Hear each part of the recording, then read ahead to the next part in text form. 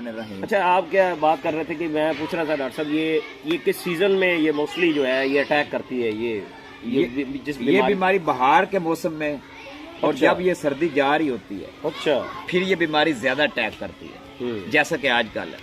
ये बैक्टीरिया ज्यादा ग्रो करता है। इसकी कोई प्रिकॉशनरी जो है वो बता दें। इसकी प्रिकॉशनरी जो है ना, एहतियाती तदाबीर, वो मैंने बाद में बतानी है, लेकिन वैक्सीनेशन है, जी जी, मैनेजमेंट है, बायोसिक्योरिटी है। जी जी। बायोसिक्योरिटी का मतलब होता है, बायो का मतलब जिंदा, सिक्योर में सिक्योरिटी, जैसे हम एक स्कूल है उसके बाहर गार्ड खड़ा कर देते हैं, जी ऐसे ही है, बिल्कुल। हाँ। या एक कोई बिल्डिंग है उसके बाहर गार्ड होता है, बैंक के बाहर गार्ड होता है, वो बायोसिक्योरिटी, वो सिक्योरिटी के तौर पे काम कर रहा है। ऐसे ही है, बिल्कुल। ऐसे इसकी क्लास में मॉनिटर होता है जैसे, बिल्कुल ऐसे ही। ये बायोसिक्योरिटी इसकी होती है। अब ये जो बीमारी है, थोड़ा सा मैं इसको रिव्यू करना चाह रहा हूँ। ये बैक्टीरियल डिजीज है, फाउल कोलेरा इसको कहते हैं। इसका दूसरा नाम जो है एवियन पास्चुरोलोसिस भी कहते हैं। और ये जो बैक्टीरिया, इसका नाम है पास्चुरेला मल्टोसिडा। ये आमतौर पर भैंसों में गाल घोटू की बीमारी काज करता है। उसको कहते हैं हेमोरेजिक सेप्टिसिमिया। ये गाल घोटू का काफी सुना हुआ है। हाँ, ये वाला जरासीम ही है। देसी झटके लोग हैं, वो काफी मसला होता है, बिल्कुल। हाँ, अच्छा। ये वाला जरासीम ही गाल घोटू काज करता है, हेमोरेजिक सेप्टिसिमिया, जिसमें गला सूज जाता है जानवर का।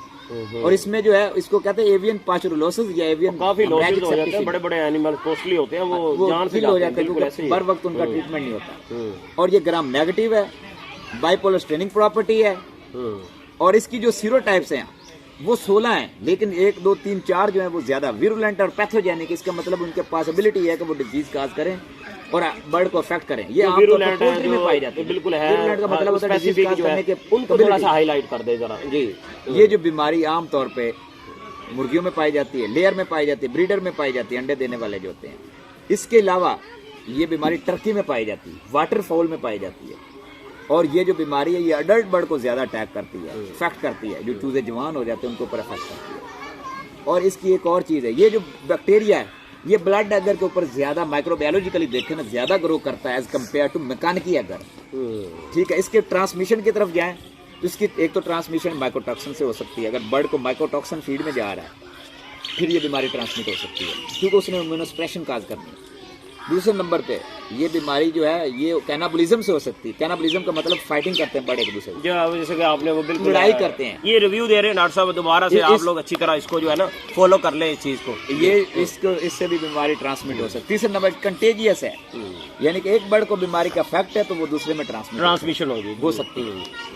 और चौथा नंबर है बर्ड जो है अगर उनकी मैनेजमेंट ठीक नहीं है, पुअर वेंटिलेशन है और प्रॉपर मैनेजमेंट नहीं दे रहे बर्ड को, यानी कि उसकी वेंटिलेशन का मतलब है कि हवा उसको प्रॉपर नहीं दे रहे, ऑक्सीजन प्रॉपर नहीं मिल रही, टेम्परेचर नहीं प्रॉपर है उसका, ठीक है, उसको सीएफएम जितने बर्ड को चाहिए उसको सीएफएम उतने नहीं मिल रहे बॉडी वेट के मुताबिक।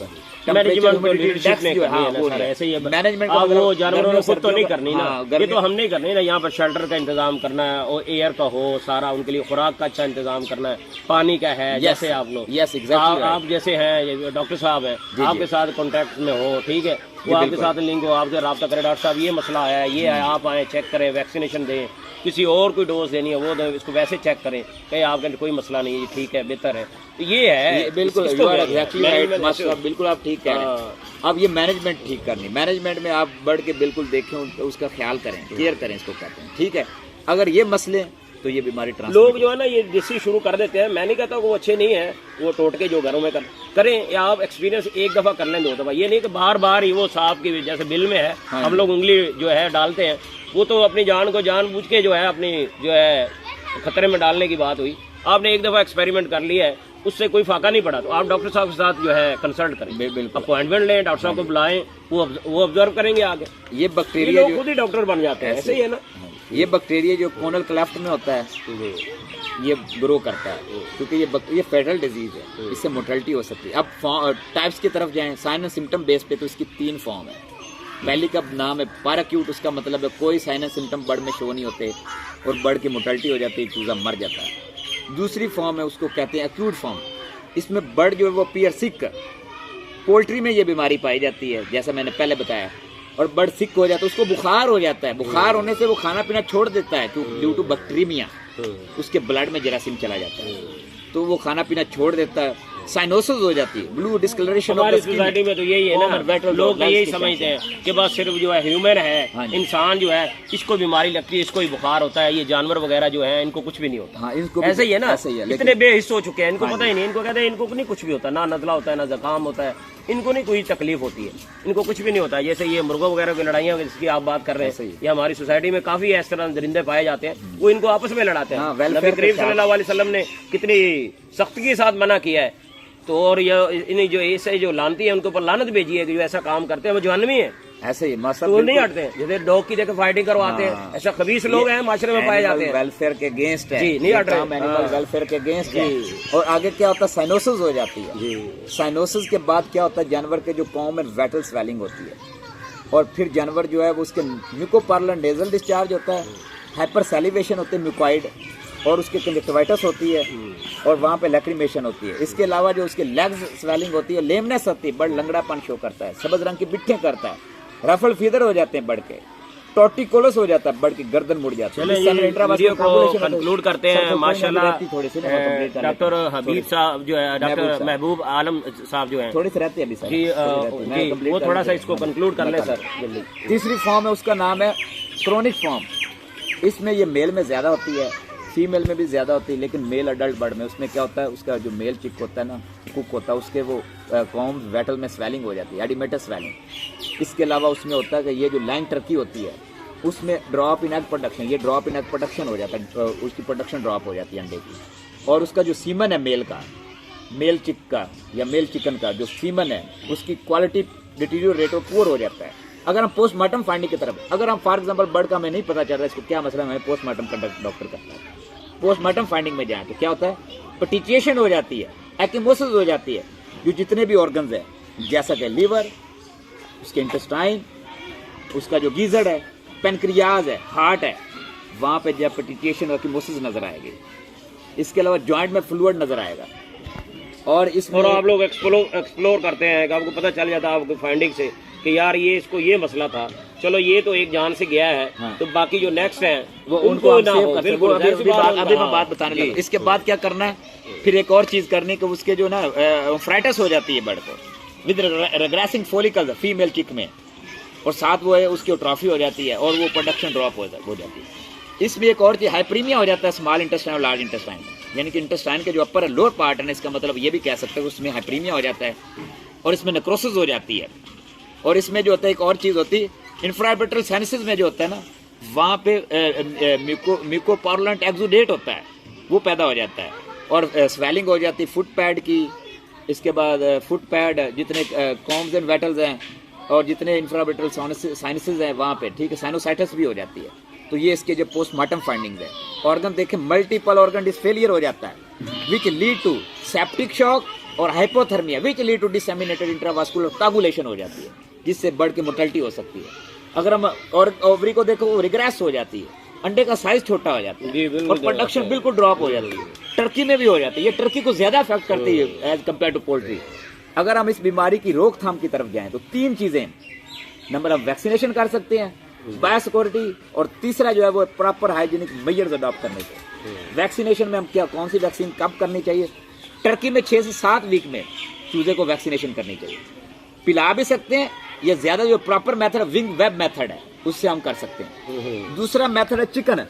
चिकन में हम 10 से 11 वीक में चिकन को वैक्सीनेशन कर सकते हैं थ्रू विंग वेब मेथड से, क्योंकि उससे जरा वो फास्ट बर्ड जो है वो सेफ रहता है। तीसरा जो है वो जो है आप दूसरा शॉट 18 से 20 हफ्ते में कर सकते हैं प्रोडक्शन से पहले, क्योंकि ये बीमारी आमतौर पर 18 से 20 वीक में ज्यादा अफेक्ट करती है। अब मजीद देखें तो ये तो फार्मर के लिए है ना, उनको फार्मर को केयर करनी है, फिर जो इस बीमारी से बचे जा सकते हैं। टॉक्सिन बाइंडर यूज करें, बर्ड को इम्यून स्टिमुलेंट दें ताकि बर्ड को इस बीमारी से बचाया जा सके रूटीन वाइज। और बायोसिक्योरिटी को मेंटेन करना चाहिए, इसका मतलब वेंटिलेशन को बेहतर करना चाहिए, उसके जो CFM उसको प्रॉपर देने चाहिए, टेम्परेचर ह्यूमिडिटी इंडेक्स को बेहतर करना चाहिए, और बायोसिक्योरिटी का मतलब है उसकी जो कितनी सिक्योरिटी है उसको बेहतर करना चाहिए। बर्ड की जो है वेंटिलेशन, उसके जो CFM है, जितने फैन है, वेंट है, जो भी है, कूलिंग पैड्स है, या इन्वायरमेंट में जैसे उसको सेट करना है, कंफर्टेबल इन्वायरमेंट में रखना चाहिए। अब हम आगे जाएं तो उसकी जो प्रॉपर हाइजीनिक मेजर अडॉप्ट करनी चाहिए। अगर डायग्नोज की तरफ जाएं तो इस बीमारी को हम by clinical sign and symptoms, postmortem findings, proper history और वायरस आइसोलेशन से डायग्नोज कर सकते हैं। और प्रॉपर थिक स्मीयर से ब्लड लें, उसका थिक स्मीयर बनाएं, माइक्रोस्कोप के अंदर रखें, स्लाइड तैयार करके, और आपको बाइपोलर बॉडीज नजर आएंगी। Agar gel diffusion precipitation test से आप इस बीमारी को डायग्नोज कर सकते हैं, पीसीआर से कर सकते हैं। अब हम जैसे ये ह्यूमन में आपको पता ही है, वो हेपेटाइटिस होता है तो वो पीसीआर ही करते हैं। अगर मजीद देखें तो इस बीमारी में जो ट्रीटमेंट है उसमें हम इसका ट्रीटमेंट है, क्योंकि ये बैक्टीरियल डिजीज है, बर्ड वक्त ट्रीटमेंट से बर्ड को बचाया जा सकता है। लेकिन अगर हम सल्फर ड्रग देंगे, क्योंकि वो ड्रग ऑफ चॉइस है, सल्फर ड्रग देंगे तो उसमें क्या होगा कि वो एक तो प्रोडक्शन ड्रॉप कर सकता है, एग प्रोडक्शन ड्रॉप कर सकता है, नंबर ऑफ इम्यूनोसप्रेशन काज कर सकता है, नंबर 3 वो नेफ्रोटॉक्सिसिटी काज कर सकता है, सल्फर ड्रग जो काज कर सकती है। तो हमें क्या करना चाहिए, हमें कामली यूज हमें लेकिन कैसे देनी चाहिए, हम ये 3 दे सकते हैं, जिसमें सल्फर डायाजीन, सल्फर डिमिडीन, सल्फर डाइमेथॉक्सिन। सल्फर डाइमेथॉक्सिन है वो 0.02 से लेके 0.4% तक दे सकते हैं, डोज है। और 2 दिन मेडिकेशन बढ़ के करनी चाहिए, 3 दिन ऑफ डे सिंपल वाटर देना चाहिए, फिर 2 दिन मेडिकेशन, 3 दिन सिंपल वाटर, 2 दिन मेडिकेशन। दोबारा से ना मुख्तर बता दें, आजकल आप कहाँ हैं, मसलन कोई फार्मर है या कोई एनिमल्स के हवाले से आपसे मिलना चाह रहा है या कंसल्ट करना चाह रहा है, अपना नंबर भी जो आप व्यूअर्स को यहाँ बता दें, अपने क्लिनिक का लोकेशन बता दें, और आप कहाँ ज़्यादातर अवेलेबल होते हैं ये भी ज़रा। मेरा जो क्लिनिक है उसका एड्रेस है जी, वो एड्रेस है जी, वो फैसलाबाद रोड पे है जी जी, अटक पंप के साथ है जी, और उसके साथ पीछे शरीफ सर्जी मेड आता है जी जी, बिल्कुल स्मार्ट पेट क्लिनिक है जी, शरीफ सर्जिकल, मैं अवेलेबल वहाँ पे होता हूँ। लेकिन फील्ड में अगर कोई जरूरत होती है तो फिर मुझे जाना पड़ता है, इमरजेंसी केस होता है जी जी, गाय भैंस है, भेड़ बकरियों का जी जी। जो क्लिनिक है वहाँ पे मैं बेसिकली ट्रीटमेंट करता हूँ डॉग, कैट और बर्ड्स की, उनकी ट्रीटमेंट, मेडिकेशन और सर्जरी, उनमें लेप्रोटमी आती है, गैस्ट्रोटमी, जितनी सर्जरी जाती है ना मैं सारी कंडक्ट करता हूँ। इसके अलावा मेरे पास कैट फूड है, पेट फूड है, डॉग फूड है, और इसके अलावा एक्सेसरीज अवेलेबल है। क्लिनिक 24/7 है, इमरजेंसी के लिए ओपन होता है। क्या बात है। तो ये मेरी जो है, मेरा जो कॉन्टैक्ट नंबर है वो 0345474032 है। इसके अलावा मेरा जो है कॉन्टैक्ट नंबर मैं उर्दू में भी बताना चाहता हूँ, 0345 47 40 322 है। और मेरा जैज का नंबर भी है, वो 0305 14 50 322 है। और एक और बात बताना चाहता हूँ, अगर डिजीज के बारे में थोड़ा सा रह गया रिव्यू, बस ना थोड़ा सा मैं इन्फॉर्मेशन और मजीद ऐड करना चाह रहा हूँ कि ये जो इसमें आप टेट्रासाइक्लिन ड्रग भी दे सकते हैं। उसमें कौन सी, ऑक्सी टेट्रासाइक्लिन, और वो ऑयल बेस देनी चाहिए, लॉन्ग एक्टिंग है, 20 मिलीग्राम पर केजी बॉडी वेट के हिसाब से बर्ड को दे सकते हैं। स्ट्रेप्टोमाइसिन बर्ड को दे सकते हैं, एरिथ्रोमाइसिन बर्ड को दे सकते हैं, ये सेफ ड्रग है। इसके अलावा आप रोडेंट्स, स्वाइन और रैकून्स है, उनको जितने भी इनसे बर्ड को दूर रखना चाहिए, बर्ड को इनसे दूर रखना चाहिए, सॉरी, बर्ड को इनसे बचाएंगे, क्योंकि ये भी कैरियर, ये डिजीज ट्रांसमिट करते हैं जी जी बर्ड में, ये पाचुरेला मल्टोसीडा के ट्रांसमिट कर सकते हैं, डेंजरस हैं। और ये वाला आज का मेरा माशाल्लाह डॉक्टर साहब जो है, बड़ी खुशी हुई जी, शुक्रिया, आपका भी बात साहब, आपने टाइम दिया, दनाई की बातें हैं हमारी। तो ये कोई दनाई की ऐसी बात किसी की अकल में आ जाए, किसी फार्मर के, किसी दोस्त के, वो आपके साथ रब्ता करे और ये बीमारी जो है, डिजीज जो है अटैक कर रही हो, तो उससे वो बच जाए, उसका जो जानवर वगैरह है, जो भी उसका काम है, बिजनेस वगैरह वो कर रहा है, वो ज्यादा लॉस ना हो। तो ये खुद भी खुश रखें, हाँ, एक और दूसरों को भी खुश रखें, चैनल को सब्सक्राइब करें जी जी। एक और सर काइंडली सर जी जी, ये बीमारी जो कंट्रोल शहर में भी आती है जी जी, और ये बैकयार्ड पोल्ट्री, जैसे ये हमारे गांव वाले जो ऑर्गेनिक पोल्ट्री, जैसे ये घर में रखते हैं बर्ड, उनको भी आ सकती है। असील बर्ड हैं, बड़े बर्ड, उनको ये बीमारी। डॉक्टर साहब को कोई फीडबैक देनी हो, आप लोग मेरे कमेंट्स में दे सकते हैं, दोबारा रब्ता करना हो। डॉक्टर साहब ने अपना कॉन्टैक्ट नंबर आप बताया, इनकी लोकेशन है रेजिडेंस की खान कॉलोनी में है, खान कॉलोनी नंबर 1 है, मेन गली में है इनकी रेजिडेंसी, वहाँ जाके आप पूछ सकते हैं। यहाँ पर आइज हॉस्पिटल है अली ट्रस्ट, उसके सामने है जलंधर फार्मा असिस्ट, तो वहाँ पर बासित साहब होते हैं, माजिद साहब होते हैं, उनके बड़े अच्छे ये दोस्त हैं, बहुत अच्छे कोलीग हैं इनके, उनके साथ आप रब्ता कर सकते हैं, तो डॉक्टर साहब को मिल सकते हैं। और ये एक और सर, ये रेनी सीजन में ज्यादा बीमारी अटैक है जी जी, जैसे कि ये आने वाला है आपके सामने, मानसून का आगे जो है करीब ये सीजन, तो ये कह रहे हैं कि ये बारिशों के मौसम में ज्यादा अटैक करते हैं। खुद भी खुश रह रहे हैं और दूसरों को भी खुश रखें। चैनल को सब्सक्राइब करें, हमें फीडबैक से आगाह करें, एनी डेफिशिएंसी हो कोई भी, आप जो है बिला झिझक जो है हमें जो है कमेंट सेक्शन में बता सकते हैं। शुक्रिया।